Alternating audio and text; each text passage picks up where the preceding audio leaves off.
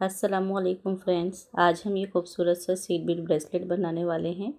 इसके लिए आपको सीड बीड लेनी है। मैंने 0.3 mm का वायर लिया है। आप 0.5 mm का वायर लीजिएगा और उसमें हमें सीड बीड प्रो लेनी है, डाल लेनी है। देखिए इस तरह से।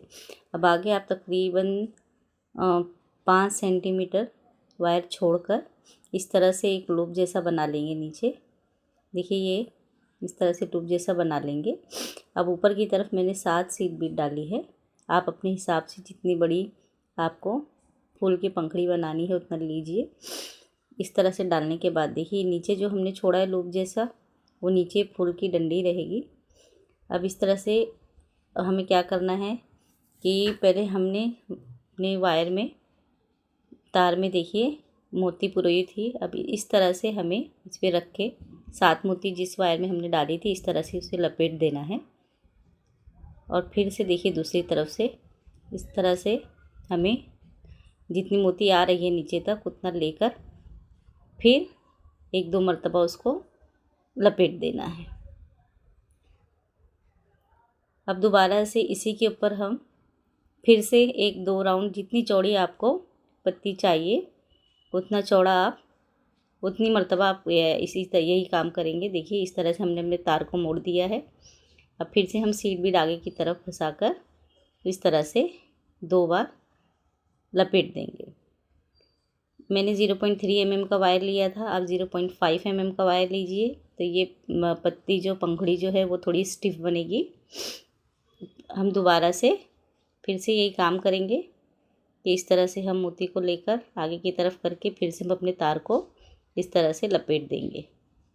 तो 3 मरतबा से मैंने इसी तरह से अपने तार को लपेटा है और ये हमारी पंखड़ी तैयार हो गई है। अब यहाँ पर नीचे दोबारा से देखिए इस तरह से लंबी सी हम एक तार छोड़ देंगे और यहाँ पे इसे कट कर लेंगे, अपने तार को कट कर लेंगे। तो ये हमारी एक पंखड़ी तैयार हो गई। इसी तरह से हम 5 पंखड़ी और तैयार करेंगे। आपको जितना बड़ा फूल बनाना है उतनी पंखड़ी आप अपने हिसाब से बना सकते हैं। देखिए यहाँ पर, और ऊपर जो तार बचा था उसे मोड़कर कट कर दीजिए। अब यहाँ पर देखिए मैंने इस तरह से तार में मेरे पहले से मोती मैंने डाली हुई है।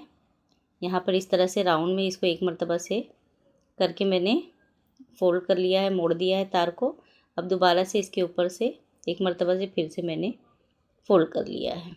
बनाना बहुत ही आसान है। दिखने में जितना डिफ़िकल्ट लगता है उतना ये है नहीं, बहुत ही आसान है।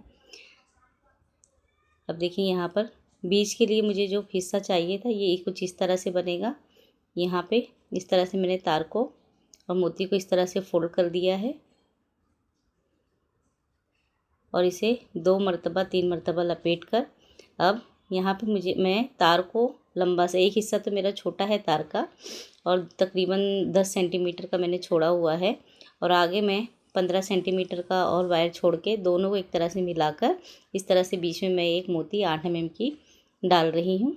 अब देखिए जो लंबा मेरा वायर था उसमें दोबारा से मैं सीड बीड डालकर इस तरह से लपेट दूँगी और फिर से इसी में जो लंबा तार मैंने छोड़ा था उसी में फिर से सीड बीड डालकर दोबारा से उसको लपेट दूँगी और इन दोनों तारों को पकड़ के हमें अच्छी तरह से फोल्ड कर देना है। तो ये हमारे फूल का बीच का पार्ट तैयार होगा।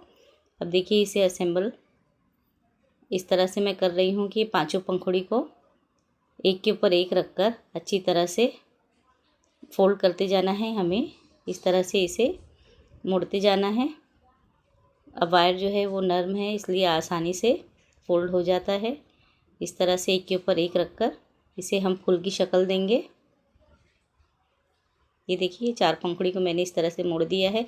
अब बीच के लिए मैंने जो पर्ल वाली जो मैंने पंखड़ी बनाई थी वो रखकर और दोबारा से फिर 5वीं पंखड़ी रखकर मैं उसे अच्छी तरह से फूल की शक्ल दे दूँगी और नीचे हमारा जो तार बचा हुआ था उसे अच्छी तरह से फोल्ड करके इस पर यूँ तो ग्रीन टेप हम चिपकाते हैं, लगाते हैं, लेकिन मेरे पास ग्रीन टेप नहीं था तो सेलो टेप लेकर मैंने इस तरह से इसे तार के ऊपर लपेट दिया है ताकि ये चुभे नहीं। अब इसको इस तरह से हम फोल्ड कर देंगे, लूप जैसा बना लेंगे। तो ये हमारे चैन में या आप इसका ब्रेसलेट आप जो भी चाहे उस तरह से इसको इस्तेमाल कर सकते हैं। यहाँ पर देखिए मैं इसे इस चेन में डाल रही हूँ। ये इस तरह से एक अच्छा सा पेंडेंट तैयार होगा। या तो आप सैटिन रिबन में डालकर इसे एक खूबसूरत सा आपका गले का पेंडेंट तैयार हो जाएगा। होप कि आप सभी को ये पसंद आया होगा। Thank you.